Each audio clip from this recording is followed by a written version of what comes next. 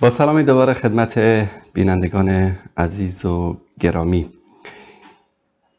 در طی ماهایی که گذشت، یکی از تحولات مهمی که در جهان اسلام رخ داد، سیطره گروه طالبان بر کابل پایتخت افغانستان بود که همه مسلمان ها و همه جهانیان را بهت زده و شگفت زده کرد. همه می‌دانیم که جنگ در افغانستان 20 سال قبل، بعد از هجوم و حمله نیروهای اشغالگر آمریکایی و ناتو آغاز شد و مردم مسلمان افغانستان مانند همیشه در مقابل این اشغالگران و متجاوزین به جهاد و مبارزه پرداختند و در این راه قربانی‌های فراوانی رو تقدیم کردند تا اینکه آمریکا و همکارانش در افغانستان شکست خوردند و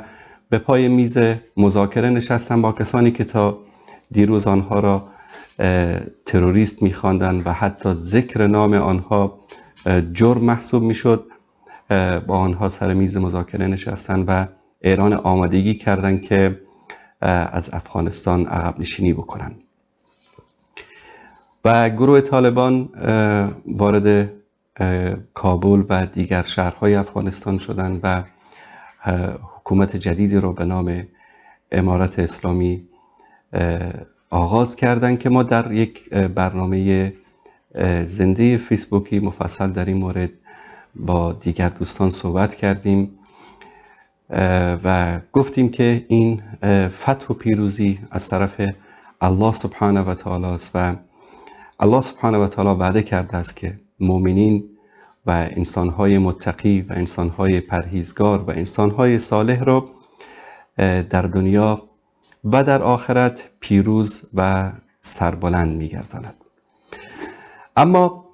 در این هفته میخوام در مورد یکی از مسائل خیلی مهم صحبت بکنم که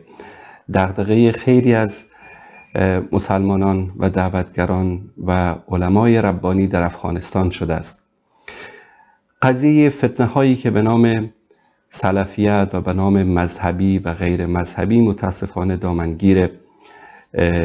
جامعه شده است و حکومت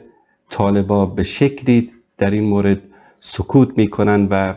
شاید هم جانب بعضی از انسانهای افراطی و متعصب رو در این قضیه میگیرند. یکی از دلخراشترین وقایعی که ما شاهد آن بودیم، ترور و به شهادت رساندن حضرت مولانا متوکل، ابوعبیدالله متوکل، یکی از علمای بزرگ و یکی از دعوتگران